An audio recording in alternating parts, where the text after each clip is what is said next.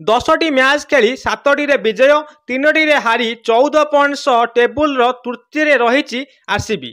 ଆଜି Chennai super Kings ସହିତ match ଖେଳିବ ରୟାଲ ଚ୍ୟାଲେଞ୍ଜ ବାଙ୍ଗାଲୋର। ଯଦି ଆଜିର ମ୍ୟାଚ୍କୁ ଆର୍ସିବି ଜିତେ ସିଧା ଖେଳିବ ସେମିଫାଇନାଲ।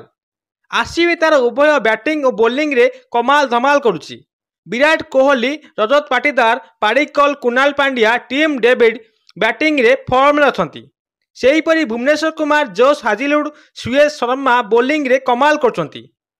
ଆଇପିଏଲ୍ 18 ବର୍ଷ ପରେ ବି ଟ୍ରଫି ନେଇନଥିବା ଆର୍ସିବି, ଯାହାଫଳରେ କି ଆର୍ସିବିକୁ ଜିରୋ ଟ୍ରଫି ବାଲା ବି କିଏ କିଏ କହୁଛନ୍ତି। ହେଲେ ପୂର୍ବ ବର୍ଷର ଆର୍ସିବି ଆଉ ଚଳିତ ବର୍ଷର ଆର୍ସିବି ଭିତରେ ବହୁତ ଫରକ। ସବୁଠୁ ବଡ଼ କଥା ହେଲା ଆର୍ସିବି ଏବେ ଏକ ଶକ୍ତିଶାଳୀ ଦଳ। 2025ରେ ଆର୍ସିବି ଏପର୍ଯ୍ୟନ୍ତ 10ଟି ମ୍ୟାଚ୍ ଖେଳି 3ଟିରେ ହାରି 7ଟିରେ ବିଜୟୀ ହୋଇ ଟେବୁଲର ତୃତୀୟରେ ରହିଛି। ଏବେଠୁ ଜଣାପଡ଼ୁଛି ଯେ ଆର୍ସିବି ଏଥର ଫାଇନାଲକୁ ଯିବ।